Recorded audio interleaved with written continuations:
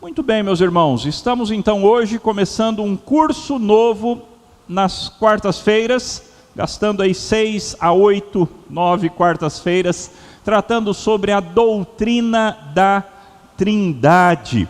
Nosso objetivo é entender um pouco mais, compreender um pouco mais quais são as declarações ortodoxas e clássicas a respeito dessa verdade maravilhosa que é a Santa Trindade. O cristianismo é monoteísta. O cristianismo é uma religião que acredita somente em um Deus. Nós não temos mais de um Deus, nós não temos 3 deuses, nós não cremos numa proliferação enorme de deuses, em muitos deuses, nós cremos em um só Deus. No entanto, esse Deus existe em 3 pessoas.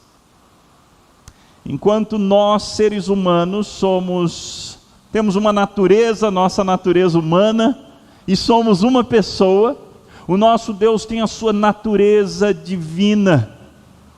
E essa natureza divina subsiste ou existe em 3 pessoas: Pai, Filho e Espírito Santo. Então, o nosso objetivo é tentar entender um pouco mais a respeito disso, nesses 9 pontos aí. Número 1, doutrina da Trindade, introdução. Número 2, evitando os erros. Na quarta-feira que vem nós falaremos de diversos erros que foram acontecendo ao longo da história da igreja no que concerne a doutrina da Trindade. Então estudaremos o Pai, o Filho e o Espírito Santo, em 1 ou 2 quartas-feiras para cada uma das 3 pessoas. E finalmente concluiremos com adorando o Deus triuno, uma parte mais prática. E daí? Não é? Se Deus existe em 3 pessoas, quais são as consequências disso para nós? Então hoje uma introdução ao assunto como um todo.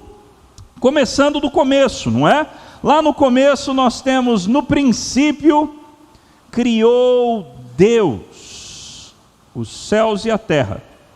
A terra, porém, estava sem forma e vazia. Havia trevas sobre a face do abismo, e o Espírito de Deus pairava por sobre as águas. Também disse Deus: façamos o homem à nossa imagem, conforme a nossa semelhança. Então, nos 2 primeiros versículos da Bíblia, nós já temos uma indicação da pluralidade de Deus. Onde que nós vemos a pluralidade de Deus? Nesses versículos que eu apresentei, Gênesis 1, 2 e 26. No versículo 26 nós temos esse façamos. Deus de repente conversa e ele diz: façamos quem? Por que primeira pessoa do plural? Por que façamos? Bem, o próprio texto nos explicou que tinha mais alguém ali. Quem o texto nos explicou que estava lá? O Espírito de Deus. Foi o que o texto disse: no princípio criou Deus os céus e a terra, porém estava sem forma e vazia, havia trevas sobre a face do abismo, e o Espírito de Deus pairava sobre as águas, ou por sobre as águas. Então, no mínimo, nós descobrimos aí, que quando Deus olha para si mesmo, em suas 3 pessoas, e diz façamos, no mínimo ele estava falando com o Espírito Santo. No mínimo nós temos um que é chamado de Elohim, e aqui está a palavrinha hebraica, Elohim. O curioso é que a palavra El, essa partezinha aqui, o hebraico se lê daqui para cá, certo?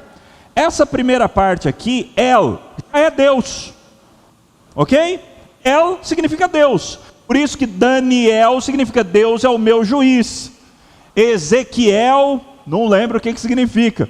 E todos esses outros nomes que terminam com El, têm o nome de Deus. No entanto, eles têm o nome de Deus no singular. El é Deus no singular. Quando você coloca esse resto aqui, especialmente esse pontinho, esse negocinho aqui e esse M, e esse Mi, isso daqui é o plural no hebraico.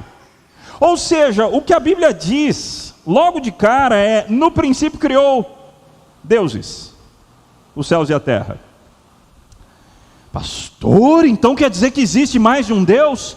Não. Quer dizer que existe só um Deus, mas ele usa o plural para falar de si mesmo. Como é que você sabe disso? Porque ele usou a terceira pessoa do singular no verbo. Senão a Bíblia começaria com um erro gramatical gravíssimo. No princípio criou Deus os céus. No princípio Deus criou o céu e a terra. Na maioria das vezes que Deus fala a respeito de si mesmo na Bíblia, ele usa o plural. E quando Deus quer falar de outros deuses, é a mesma palavra que aparece. Elohim. Outros deuses. Então como que a gente sabe quando é o Deus verdadeiro, quando é Yahvé e quando são os outros deuses? Tanto por causa dos verbos.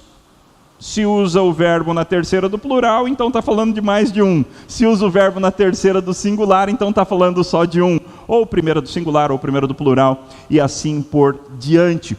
Ou seja, logo no primeiro versículo da Bíblia, portanto, nós temos várias indicações da pluralidade de Deus. Nós temos o Elohim, nós temos a pessoa do Espírito de Deus, e nós temos falando consigo mesmo, usando a primeira pessoa do plural. Façamos o homem à nossa imagem e à nossa semelhança. É claro que quando a gente dá um salto lá para João 1, aí nós temos um pouquinho mais dessa história. Porque lá em João 1, não foi sem querer que João começa o seu evangelho com exatamente as mesmas palavras do primeiro livro da Bíblia. No princípio. No princípio. E ele não só começa com as mesmas palavras, mas ele começa falando a respeito do mesmo assunto, a criação. Várias das palavras que aparecem em Gênesis 1, aparecem também em João 1. Luz, vida, falar. De tal maneira que o que nós temos em Gênesis, em João 1, é um comentário explicativo e aumentativo, por assim dizer, de Gênesis 1. E o que João nos diz lá no seu evangelho? No princípio era o verbo. Aqui a gente tem a palavrinha grega logos. Logos, palavra que significa palavra. A tradução verbo é uma tradução meio complicada. Porque quando você pensa em verbo no português, você pensa em ação. E a palavra grega não tem isso. É só palavra. No princípio era a palavra. Então por que não traduz? Ninguém traduz desse jeito? Porque palavra é feminino. E aí ficaria estranho. E ela estava com Deus, e ela era Deus, ela estava no princípio com Deus, todas as coisas foram feitas por intermédio dela. Ia ficar estranho. Então eles pegaram verbo por causa disso. No princípio era o verbo, ou a palavra. O verbo estava com Deus. E o verbo era Deus. Então lá em Gênesis 1, 2 e 26, nós descobrimos que lá no princípio estavam o Pai, que ali é chamado de Elohim, estava o Espírito de Elohim, o Espírito de Deus, e em João a gente descobre que tinha mais alguém lá, o Verbo, a segunda pessoa da Trindade, que tecnicamente aqui a gente ainda não pode chamar de Jesus Cristo, porque ele ganha o nome de Jesus Cristo só quando ele adquire natureza humana, aí ele é Jesus Cristo. Por enquanto ele é o Verbo, ou a segunda pessoa da Trindade. E ele não somente estava no princípio, aliás, uma outra questão aí da tradução, no português a gente tem dois verbos, a gente tem o verbo ser e o verbo estar. Em várias línguas não existe essa distinção. Só existe um verbo para ser e estar. Como no inglês, por exemplo, o verbo to be, ser e estar. No grego é a mesma coisa, é um verbo só, tanto para ser quanto para estar. Então quem é que decide se tem que ser traduzido como ser ou como estar? O tradutor. Eu realmente acredito que aqui era melhor o estar. No princípio estava o verbo. Porque o que ele quer dizer para a gente é exatamente isso. Sabe aquele princípio lá de Gênesis 1? O verbo estava lá. Outra coisa, o verbo estava com Deus. Percebe que existe uma diferenciação? Se ele está com, então você tem uma diferenciação. Mas ao mesmo tempo que ele é diferente, o verbo era Deus. Então ele é diferente, é o mesmo? Como assim? Ele é diferente ou ele é o mesmo? Sim. Ele é diferente, ele é o mesmo. Porque ele é o mesmo Deus. Mas é uma pessoa distinta deste mesmo Deus. Ele é o verbo, que depois se encarna e ganha o nome de Jesus e o título de Cristo. No princípio era o verbo estava com Deus, o verbo era Deus. Todas as coisas foram feitas por intermédio dele. Você já sabia disso. Quando Deus criou, qual foi o método da criação de Deus? Elocução verbal, a fala, a palavra. A palavra é criadora. A maravilha de João 1 é que a gente descobre que cada vez que Deus falava, haja luz, quem entrava em ação era Cristo. Separem-se as águas as águas de cima e as águas de baixo, apareça a porção seca, era Cristo que entrava em ação, porque Ele é o verbo de Deus. Então nós temos aqui, por favor entendam isso, toda analogia é falha, especialmente para entender a Trindade. Nenhuma analogia é boa o suficiente, até porque a gente está tratando de Deus. Então nada é suficiente para a gente entender Deus. Eu e você somos pulgas tentando entender um ser humano. Ficou meio exagerado? Não. Só se for exagerado no sentido de que é muito mais fácil para uma pulga entender eu do que para eu entender Deus. A distância é muito maior entre eu e Deus do que entre a pulga e eu. Então qualquer analogia é falha. Mas até aqui a analogia bíblica que nós temos é uma pessoa com o seu espírito, com a sua fala. Isso compõe um só. Certo? Alguém com o seu espírito e com sua fala, que compõe um só. O que nós... bem, aqui... Certo? Algumas analogias bíblicas. Deus Pai é o Criador de todas as coisas por meio da sua palavra. O Espírito de Deus está presente e atuou na criação. De alguma forma, aquela palavra que ele pairava sobre as águas, é a mesma palavra que a Bíblia vai usar para uma ave chocando os tinhos, ok? O Espírito Santo atuou na criação, e o verbo, a palavra, Jesus Cristo, antes da sua encarnação, antes de chamar Jesus Cristo, a segunda pessoa da Trindade, foi o meio dessa criação. Algumas outras analogias bíblicas e algumas não bíblicas. Pai, Filho e Espírito, ali no momento do batismo de Jesus, não é? Esse Espírito vem como uma pomba. O falante, a palavra e o Espírito do falante, ou a voz. O agricultor, a videira e a vida. Deus conosco e Deus em nós, aquele que decide, aquele que executa e aquele que aplica. Tudo isso maneiras limitadas da gente tentar entender. Ao longo da história da igreja também foram apresentados diversos gráficos para tentar entender a Trindade. Algum deles explica totalmente a Trindade? Claro que não. Todos eles são falhos, todos eles são limitados, mas eles ajudam em alguma coisa a gente a ilustrar. Um deles é símbolo bastante clássico, bastante tradicional para a Trindade, especialmente nos tempos antigos. O trevo de 3 folhas também tem sido muito usado para simbolizar a Trindade. Esse daqui é o escudo da Trindade. O Pai não é o Filho não é o Espírito não é o Pai, mas ao mesmo tempo o Pai é Deus, o Filho é Deus e o Espírito é Deus. Ilustração da Idade Média.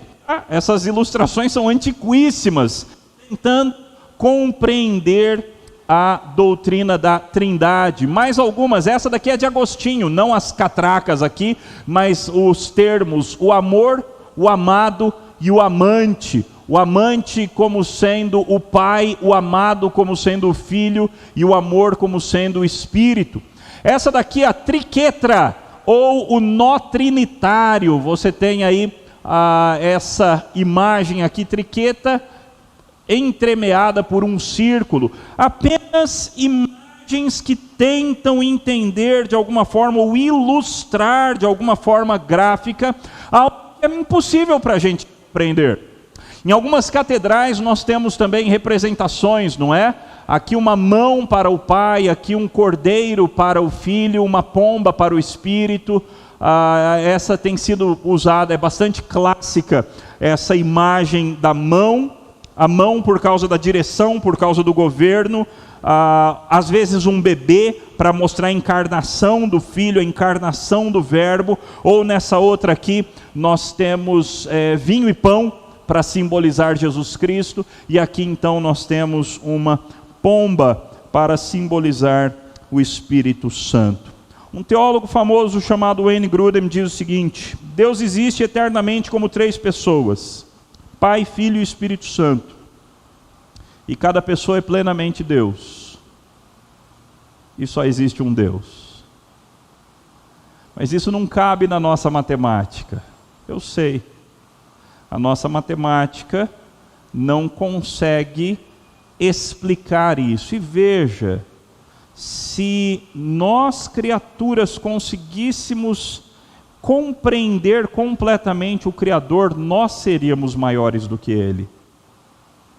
É necessário que o Criador seja incompreensível em alguma instância, em alguma medida. Porque só o que é maior compreende o menor.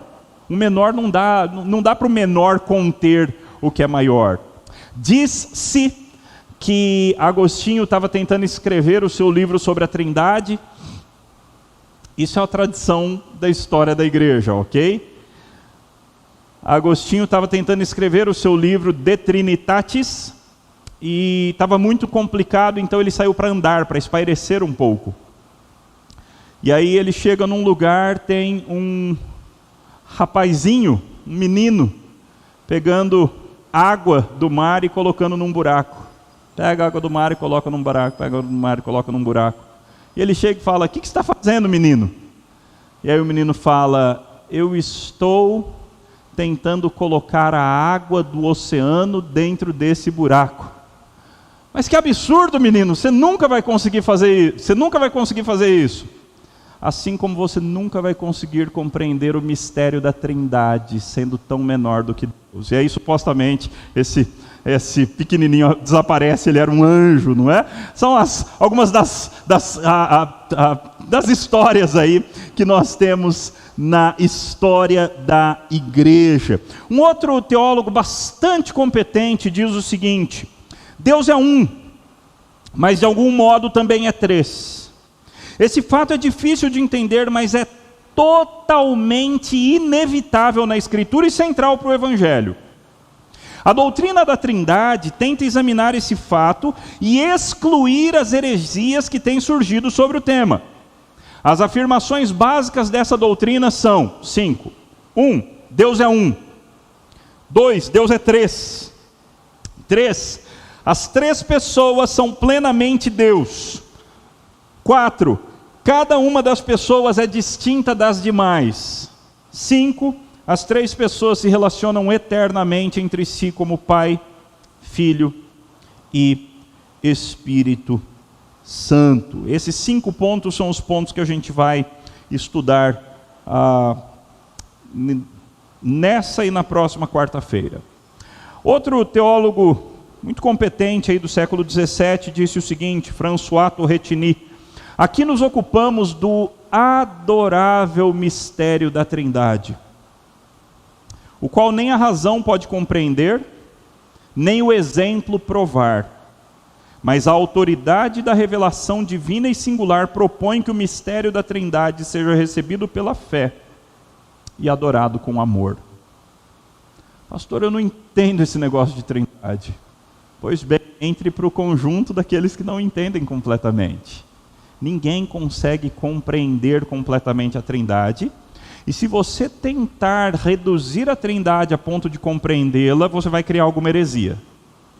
Normalmente você vai cair em alguma heresia que já foi criada na história da igreja. difícil criar novas heresias. Normalmente as pessoas já falaram todas as besteiras que poderiam ser faladas, você só vai repetir alguma delas. Então, basicamente, o que nós temos que fazer é receber o que a revelação diz. Nós cremos que a Bíblia é a palavra de Deus. Então nós recebemos as verdades que a palavra de Deus coloca diante de nós, as proposições que a palavra de Deus coloca diante de nós, e nós as aceitamos pela fé. Mesmo quando elas são, presta atenção na palavra, suprarracionais. Suprarracionais. Não irracionais. A Bíblia não tem absolutamente nada irracional. Mas a Bíblia tem verdades supra-racionais. Irracional é algo que vai contra a lógica. Algo que é inverdadeiro, algo que não passa no crivo da lógica. Supra-racional é algo que ultrapassa os limites da lógica humana. E a Bíblia tem verdades supra-racionais. Deus é um e Deus é três. Ele contém em si unidade e pluralidade ao mesmo tempo. E isso explica muita coisa do nosso mundo. Ok, então eu estou falando que a Bíblia fala essas coisas, então vamos para as Escrituras. Onde é que a Bíblia fala essas coisas? Primeiro vamos para alguns textos que mostram que Deus é um, ok? Então textos bíblicos mostrando a singularidade de Deus. O Deus a quem servimos é um, embora o nome predileto, não predileto, mas um dos nomes preferidos dele é Elohim. É no plural, mas ele é um só, ok? Então ouve Israel, o Senhor nosso Deus é o único Senhor. Esse é um credo fundamental aí do judaísmo, não é? Deuteronômio 6:4, ele é o único Senhor. Deuteronômio 32:39, eu sou, eu somente, mais nenhum Deus além de mim. Salmo 86:10, só tu és Deus. Isaías 44:6, assim diz o Senhor, Rei de Israel, seu Redentor, o Senhor dos Exércitos, eu sou o primeiro e o último, e além de mim não há Deus. Irmãos, só existe um Deus, nós somos monoteístas, não acreditamos em três deuses, acreditamos em um só Deus, e esse Deus gloriosamente subsiste em três pessoas. Isaías 45:18, eu sou o Senhor e não há outro. Gálatas 4:8, outrora porém, não conhecendo a Deus, servíeis a deuses que por natureza não o são. Vocês não conheciam a Deus e por isso serviam a deuses que, claro, evidentemente não são deuses. Lá em Coríntios, Paulo diz que todo Deus com D minúsculo, na verdade é um demônio. Todo falso Deus adorado pelos homens é um demônio travestido de Deus de alguma coisa. Tiago 2,19, crês tu que Deus é um só? Fazes bem. Até os demônios creem e tremem. Irmãos, Deus é um. Quantos deuses existe? Um só. Há um só Deus. Existem muitos seres espirituais, ok? Existem muitos seres espirituais, tanto do lado bom quanto do lado mal. Existem muitos seres espirituais, mas Deus só existe um. Criador só existe um. A causa não causada, como os filósofos dizem. Aliás, existe uma briga, não é? Se é possível ou não comprovar a existência de Deus apenas pela lógica. E pessoas brigam a respeito disso. Mas o fato é que o argumento é muito bom. O argumento do motor imóvel é muito bom. Se tudo o que acontece tem uma causa, então voltando, você vai para a causa anterior, a causa anterior, a causa anterior, a causa anterior, a causa anterior, você tem que ter, pela lógica, não estou falando de Bíblia, pela lógica, você tem que ter uma causa não causada. Você tem que ter algo que deu processo, que deu início ao processo de causa e efeito. Esse algo é Deus. Se tudo que se move, o motor imóvel é essa, se tudo que se move foi impelido à moção por algo, então você tem que ter um algo que é o imovível e que começou a mover todas as demais coisas. Esse algo é Deus. Só existe um Deus. E é necessário que só exista um Deus. É a revelação das Escrituras. Não há três deuses, não há um panteão cheio de muitos deuses. Há um só Deus. No entanto, esse Deus que existe, esse Deus uno, simples, essa é uma das expressões que a gente usa quando a gente fala de Deus, simples, e eles falam assim, tudo que Deus não é simples, é que simples tem mais de uma acepção, algo simples é algo indivisível, e nesse sentido Deus é absolutamente simples, totalmente indivisível, em todos os seus atributos.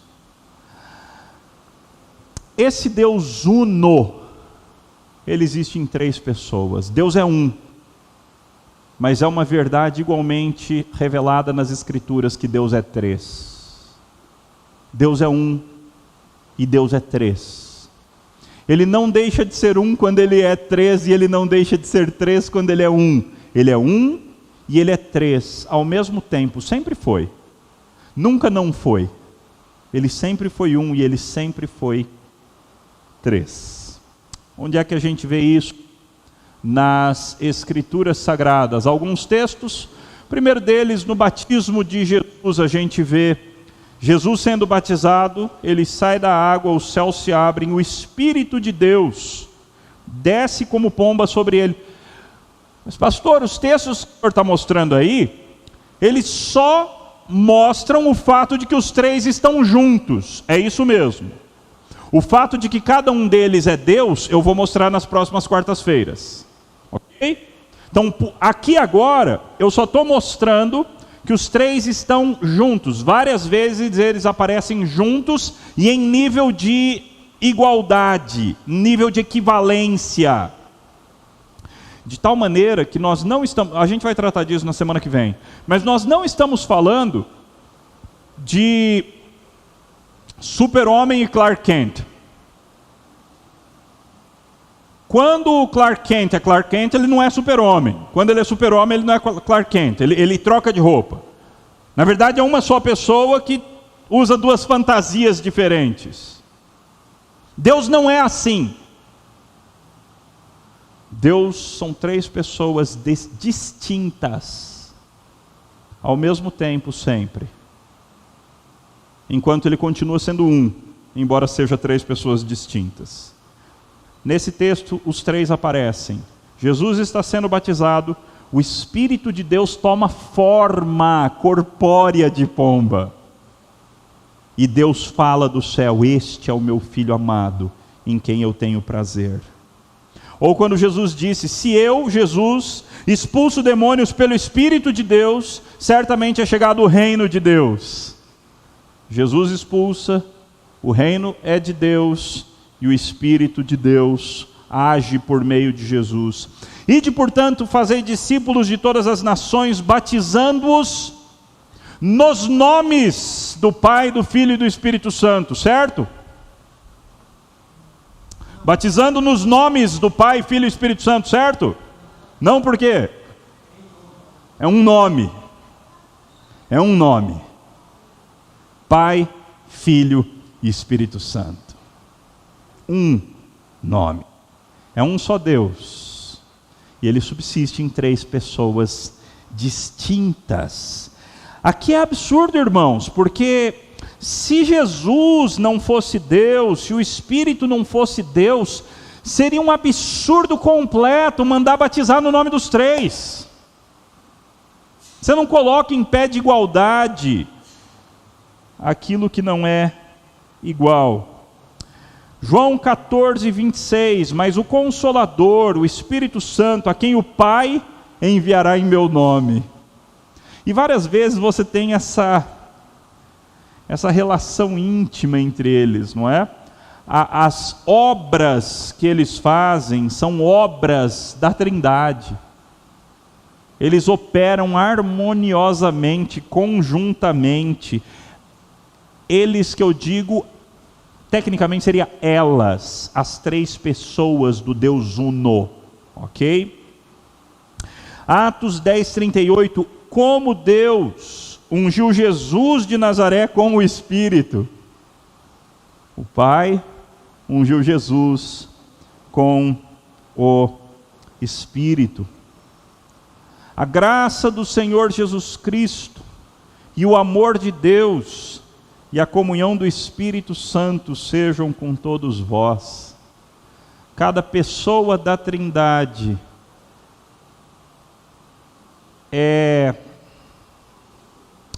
tem posse de uma das bênçãos que são colocadas sobre o povo de Deus no final das cartas apostólicas e dos cultos.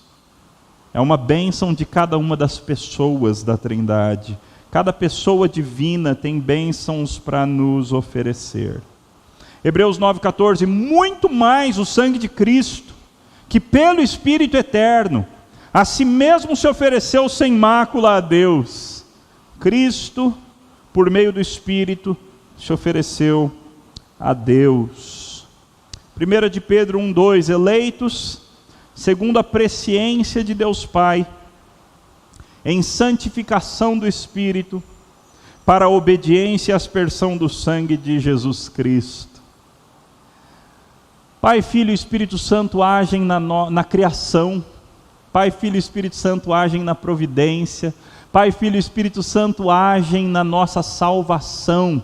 Pai, Filho e Espírito Santo agem na nossa continuidade do dia a dia cristão. Nós precisamos do Pai, do Filho e do Espírito Santo. Uma das aplicações, irmãos, disso tudo aqui, é que nós temos que, de certa forma, aprender a nos relacionar com esse Deus que é trino. Porque muitas vezes nós nos relacionamos só com Jesus, ou só com o Pai, ou algumas tradições cristãs só com o Espírito. Irmãos, nós temos que ser crentes trinitários. Nós temos Pai, Filho e Espírito Santo. Pessoas distintas, mas o mesmo Deus. Não de tal maneira que um é um terço, o outro é um terço, o outro é um terço, e assim eles formam 3 terços ou um todo. Não! Mas de tal maneira que Pai é completamente Deus, o Filho é completamente Deus, o Espírito é completamente Deus, mas um não é o outro enquanto pessoa. Eu e você podemos nos relacionar diretamente por meio do Filho, mas nós podemos falar com o Pai em nome do Filho. Nós também podemos falar com Cristo. Pastor, eu posso orar a Jesus? Pode, irmão. Pode falar com Jesus. Pastor, eu posso falar com o Espírito Santo? Pode.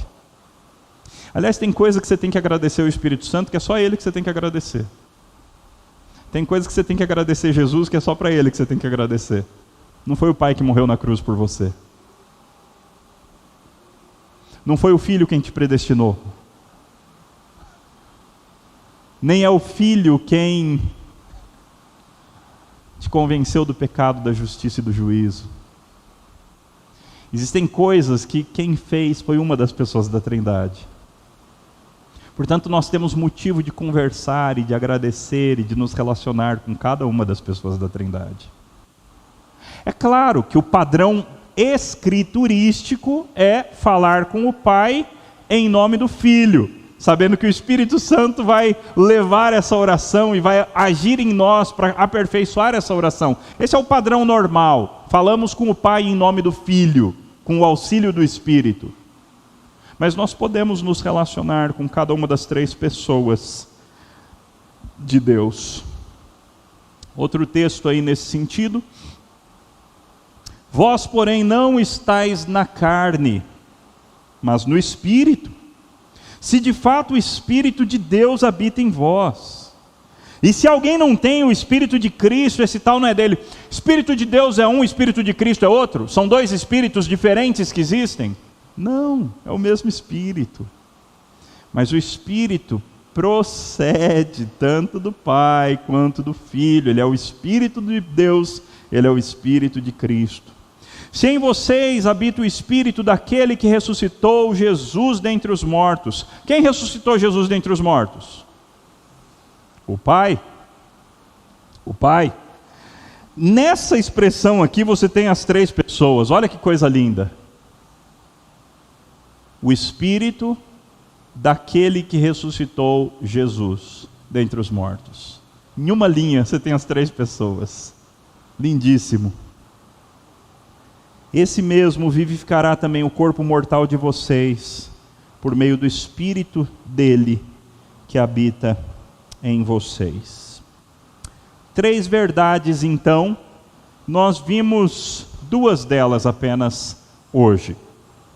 Mas nós gastaremos os próximos tempos aí estudando essas 5 verdades. Eu falei 3, mas são 5 verdades. Primeira, Deus é um. Só existe um Deus. Somos monoteístas. Segunda, Deus é 3. Pastor, o Deus que os muçulmanos adoram é o mesmo Deus que nós adoramos? Não. O Deus que nós adoramos é 3. 3.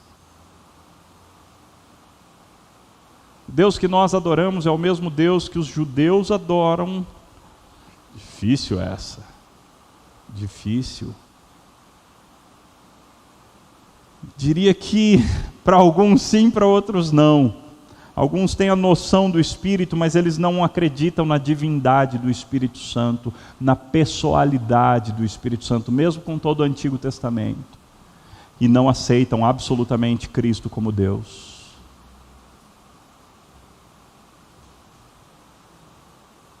Irmãos, isso distingue-nos como cristãos. Nós somos trinitários. E a Trindade é absolutamente fundamental. Deus é um. Mas Deus também é 3. As 3 pessoas e cada pessoa. As 3 pessoas são e cada pessoa é plenamente Deus.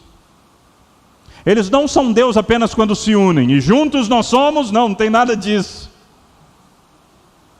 Cada pessoa é Deus. 100% Deus. Cada pessoa é distinta das demais. O filho não é o pai não é o filho não é o Espírito, e assim por diante.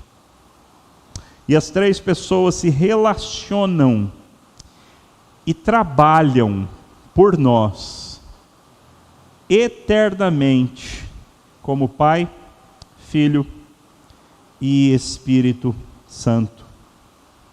Participaram na criação, participam na providência, participam ativamente na redenção. John Owen diz o seguinte: nossa comunhão com Deus consiste na comunicação dele, de si mesmo para nós, e do nosso retorno a ele daquilo que ele exige e aceita. Tudo isso fluindo da união que temos com ele em Jesus Cristo. Você precisa conhecer a Deus. Você só pode se relacionar com Deus que você conhece. Se você não conhecer Deus, você não consegue se relacionar com Deus de maneira adequada. Tem tanta implicação filosófica aqui, irmãos, que é difícil de conter. Aliás, é muito difícil ensinar sobre esse assunto, viu? Muito difícil. Porque é fácil falar heresia. Muito fácil falar uma heresia. Tá? Então, se sair alguma, me perdoem, não é proposital. Tudo que eu falei até aqui, eu creio bastante que está tudo certinho. Mas às vezes, quando você tenta falar alguma coisa um pouquinho fora do padrão, é muito fácil escorregar. Muito fácil. Tá? Primeiramente, com respeito às pessoas distintas da divindade com quem se tem esse relacionamento, a comunhão é tanto distinta quanto peculiar, ou obtida e exercitada conjuntamente em comum. Isso daqui, o que ele está falando aqui, embora com linguagem da época dele, não é? Ele falou no slide anterior que a gente se relaciona com Deus porque Deus se comunica a nós. Perceba que ele não está falando que Deus se comunica conosco.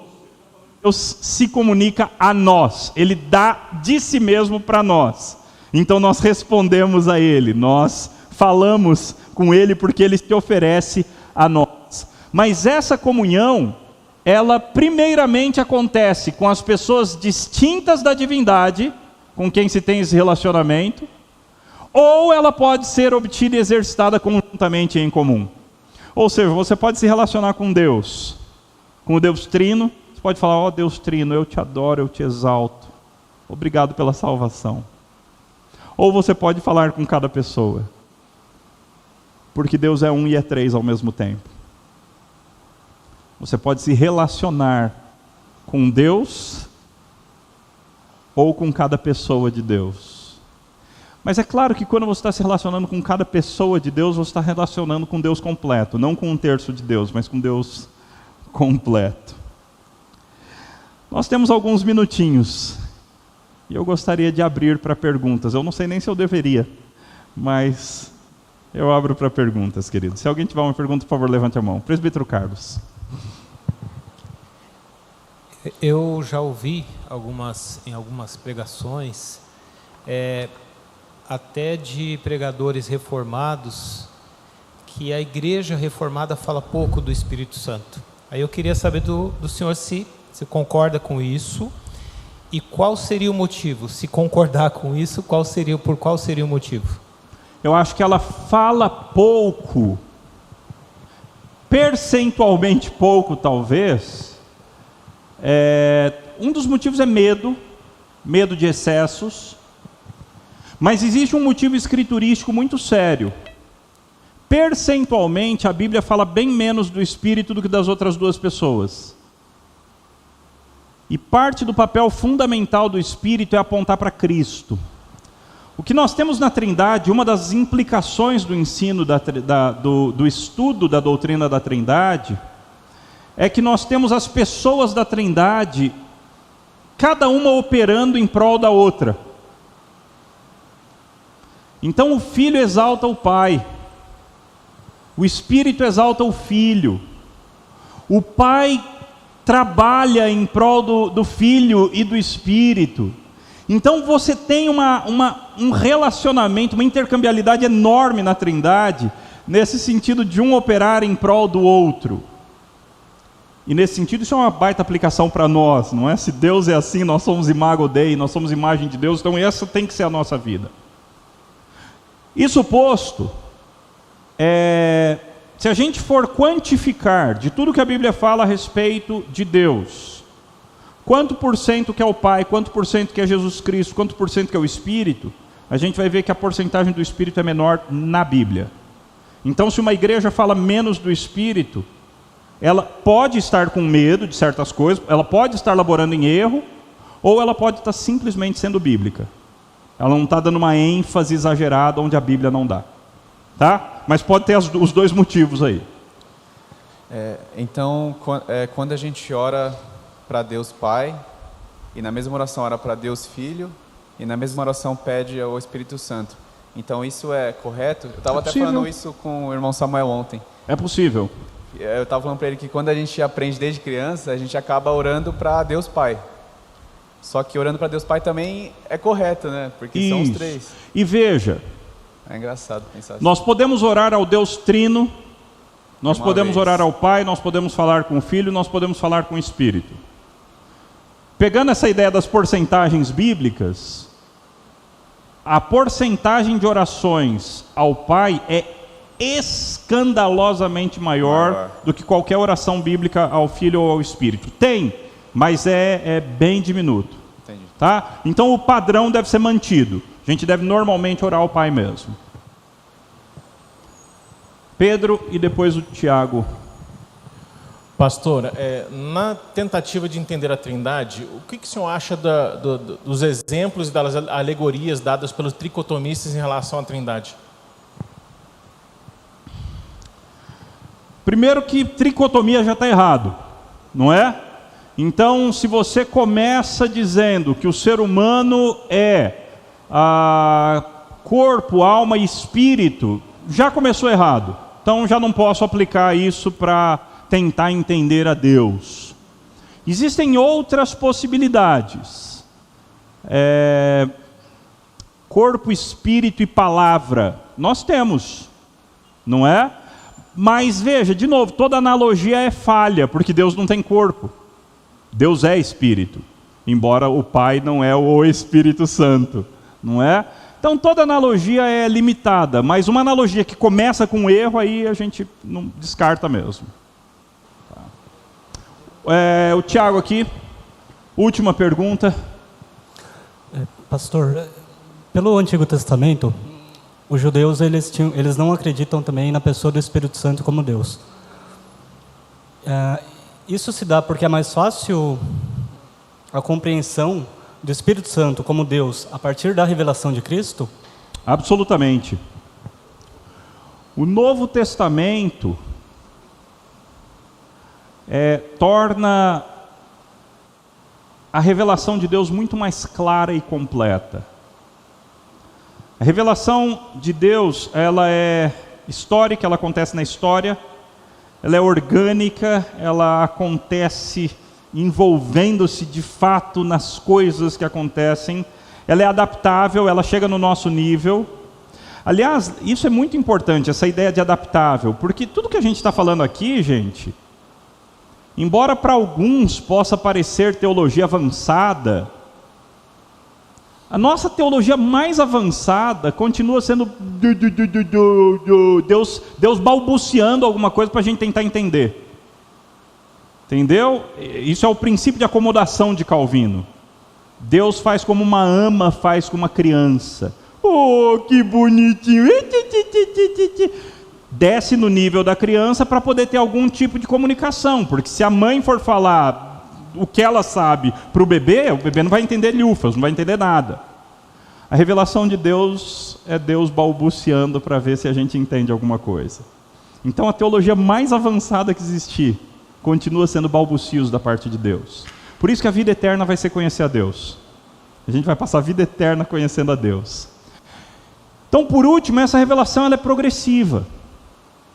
Então, o que a gente tem lá em semente no Antigo Testamento, ela não muda, ela é a mesma coisa, ela é orgânica, é a mesma revelação, mas ela é progressiva. Então, no Novo Testamento, a gente tem esse tanto de revelação, que lá no Antigo Testamento era esse tanto aqui. Tá? É a mesma coisa, que é a mesma sementinha que morreu, germinou, produziu a planta, a árvore, frutos e etc. e tal. Tá? Então, sim, é muito mais fácil compreender o Espírito Santo à luz do Novo Testamento. Vamos orar, irmãos, vamos orar agradecendo o Senhor nosso Deus por essa oportunidade. Pai, nós exaltamos o Teu nome, Deus bendito, Criador, Deus que nos escolheu desde antes da fundação do mundo. Jesus Cristo, Verbo encarnado de Deus, nós exaltamos o Teu nome como Deus. Morrestes por nós, pelos nossos pecados, e nos lavaste com o Teu sangue precioso. Ó Espírito Santo de Deus, nós Te exaltamos como Deus. Habitas em nós e nos convence do nosso pecado, da justiça, do juízo vindouro. Assim, ó Trindade excelsa e onipotente, nós Te exaltamos, ó Deus, Deus uno e triuno, Deus que é um e três, na nossa pequenez e insignificância, tentando compreender com dificuldade a Tua revelação pela nossa pequenez. Nós Te exaltamos, Te adoramos e pedimos que o Senhor continue nos ajudando, por meio do Teu Espírito, a compreender cada vez mais de Ti. Em nome do Filho. Amém. Que Deus